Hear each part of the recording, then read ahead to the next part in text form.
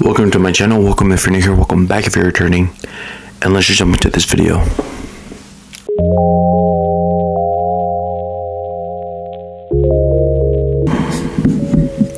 Hello, hope you're doing good, hope you're doing great.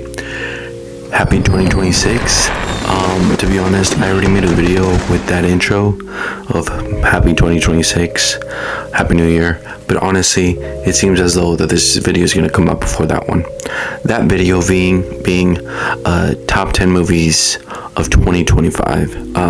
It's pending, so just bear with me. So yeah, today I'll be reviewing We Buried the Dead. I'll go ahead and give you the synopsis. After catastrophic military disaster, the dead don't just rise, they hunt. Ava searches for her missing husband, but what she finds is far more terrifying. Now, this movie had a release date of January the 2nd, 2026. This is the first movie of 2026 here in the States. There's a date of November the 1st, 2024, but I believe that's the day that it had it did its rounds during the film festival premiere. But it looks as though, a worldwide release date is January the 1st for some places, Canada January the 2nd, and then Australia February the 5th. So worldwide, I do believe this movie's gonna come out, this year. So it technically does count as it being like a 2026 film, even though it came out a long ass time ago. But yeah, this movie is directed by Zach Hilditch, stars Daisy Ridley, Brenton Thwaites, with Minor. He had a pretty significant role. Mark Coles-Smith. Now, yes, this is about. No spoilers. Oh, and let me go ahead and give you my rating on IMDb. No, on Letterboxd. So on Letterboxd, I gave this movie a 2.5 stars. Honestly, it wasn't terrible. I watched this on a Sunday, and I went to go watch it. And let me tell you, there was a pretty funny interaction. There was another movie playing on next to our auditorium. And I believe it was a Bollywood movie because I heard the music. And somebody, I guess, stepped out real quick to the concessions or the restroom or whatever. And I believe they left the door open or something. And this guy stood up. This guy in front of my row stood up, got up. He was about to go, make his way down. I didn't really think much of it. But then he turned around and he was like, "Who left the door open? Who left the door open?" And then I was like, I don't know, because he was like waiting for a response, and this guy was talking out loud, so loud, and then he points at somebody behind me, like in the row above me, and he's like, "Hey yo, like I know it was you." I don't know what it was. And then honestly, I'm just bringing this up because of the fact that it's like it was just crazy, and I just wanted to bring it up. And it's such like a crazy interaction for it to be my first movie of the year. But honestly, I'm pretty sure all those people, because it seemed like everybody was into it, and he was all like, I don't know, it seemed like it really bothered him, or it really took him out of the movie that there was noise, that we could hear like a whole other theater. And as I was thinking about it, I was like, why are they tripping? I was like, damn, I'm pretty sure these are other people who are like really into movies and are like also AMC stub members, because I'm an AMC A-list stub member or whatever, the A-list one. So I was like, damn, buddy, like it didn't cost you that much, but you're really. And then he went out, and then he came back in, got his shit, and then as he was walking out, he said this super loud. He was all like, "Next time, match my fudging tone, my volume." And then him and this guy were going back at it as he was walking out. It didn't really bother me, but there was this one guy next to me. He was all like, "Hey y'all, chill out." It was funny. I just wanted to get that out and just talk about it real quick. I'll probably talk about it with somebody else later on, but just to share everybody my experience with this movie. I also got some nachos and a large drink. But anyways, yeah, this movie stars Daisy Ridley as Ava, and then another major character I would want to highlight is Brendan Thwaites as Clay. Yeah, this movie primarily takes place in Tasmania, Australia, and there was a nuclear, again, no spoilers, there was a nuclear missile that hit, and it's sort of like you just see these people sort of like it's the impact, and then you just see like the ricochet, or like the impact just sort of like expand, and you just see like like all that debris or whatever. And as this happens, I don't know what kind of missile this is, but as this happens, you see these people just sort of like fall down, and it's sort of like a zombie type of movie, except that they're not as like feral, or like as like violent.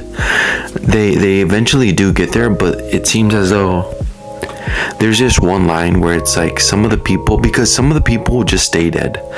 They got hit by the impact, and that's that. But some of the people are able to get up and like just stand there, and it seems as though there's this like throwaway line where it's like, some say, and it's just a rumor, some say that some of the people that are like coming back have like some unfinished business on some like Ghost Whisperer, Jennifer Love Hewitt, like they can't cross over until they get like their shit settled.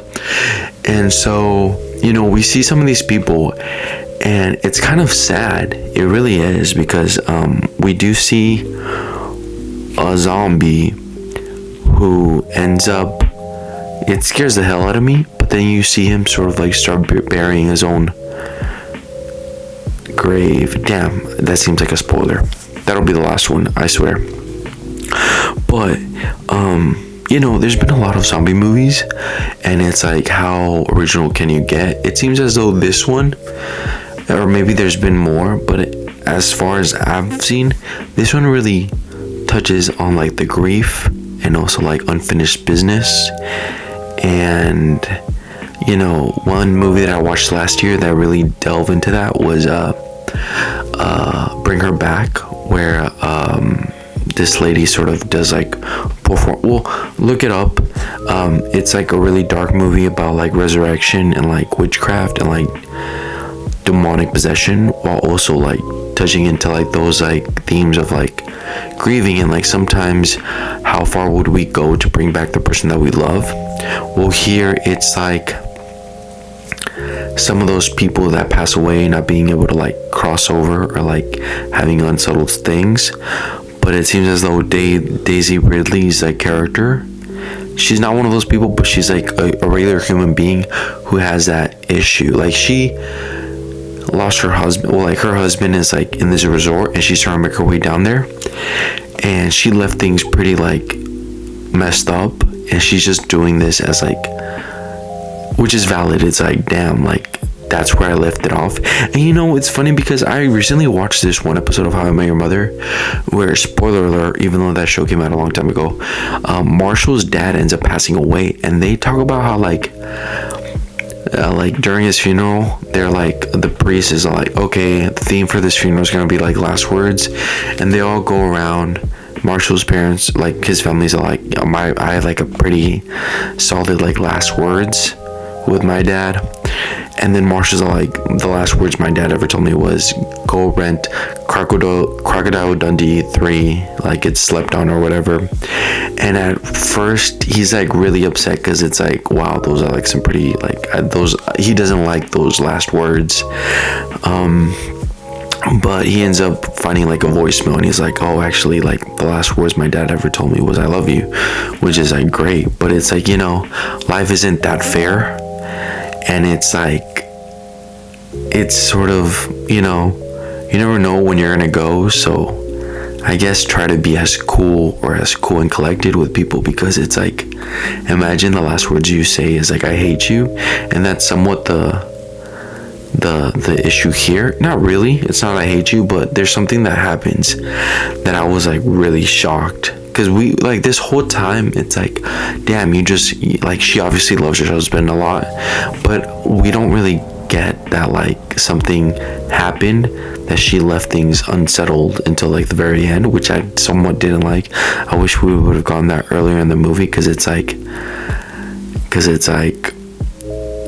like had we gone there earlier in the movie, it's like I would have hoped even more for her to have found her husband. I'm not gonna say whether she does or doesn't, or what his state is when she does or does not, but I feel like that could have been like established very early in the beginning, because at one point we reveal something about her husband when later on in the movie, and I'm like starting to look at her husband like sideways, but then I realized that she ended up doing something. That's why she goes in this whole like adventure, because it's like, oh, she just feels guilty as well. And then I'm like, oh damn, y'all kind of like fucked each other over. So I'm not as, I don't know, I just feel like it could have been written a little better, at least in that aspect, that little bit. But overall, I don't think it like took anything less from the movie, at least overall. Like just in her little plot, I feel like it did, but on other people's plots, I don't think it did, you know. There's this one actor, Mark Cole Smith. He did really good. Okay, so this is not like a very like big like star-studded cast, and you know, we stand with Daisy Ridley a majority of the time, and honestly I haven't watched a lot of her stuff, but I will say, although we spend a lot of time with her, the one actor that I feel like had like a pretty great outstanding role with the very little time that they had was Mark Coles Smith. He's this military guy who ends up finding Ava and ends up taking her, and you know, for the majority of the movie you're like, okay, the major threat of this movie has to be like the zombies. At one point we come across this guy and we're like, oh damn, she's in danger. You know, not only do we have to worry about the zombies, but you know, also other human beings who aren't just, you know, you would think, oh yeah, of course you gotta look out for other human beings who are trying to like maybe rob you or like take your resources, but that's not the case with this guy. He's just grieving, and his grief sort of just like sends him into this spiral, and it's just heartbreaking but also like terrifying. Like at one point I do sympathize with him, and at one point Ava sympathizes with him, but then he starts crossing on the line, and it's like, buddy, okay, like collect your shit. But he just goes off the rails. But honestly, he did a great job. I really enjoyed him. Now, as for Brenton Thwaites, this is my guy. I saw him in The Giver, and also in the show Titans. It was like a DC Universe, the app original, but then it went to HBO Max, and honestly that show was not that good. But I do remember Brenton Thwaites by like he was Nightwing. He did an okay job. He did pretty solid. But the one thing that I do remember him from the most is The Giver, and also this like I think direct to TV movie called Blue Lagoon 2. I could be wrong. I remember him from that too. But honestly, he was okay here. And he was on that Pirates of the Caribbean movie. I only watched that one because of him, because I was like, oh, it's The Giver. But anyways, he was okay. He was gone for he was there for the beginning and also the end, but there's like this little chunk like in the middle where he just disappears, because it's a pretty like reasonable like reason why he's not there, but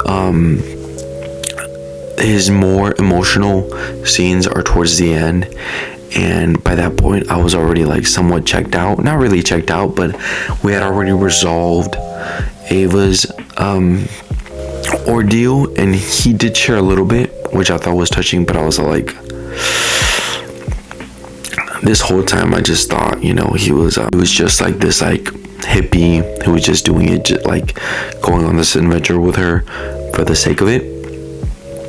But we do get his motive later on, which is a bit touching, but again, maybe we could have gone that. Sorry, maybe we could have gone that a little earlier. Although, I'm just trying to think about the placement of where it was. I don't think it took away from it. I think it was a pretty good, okay placement.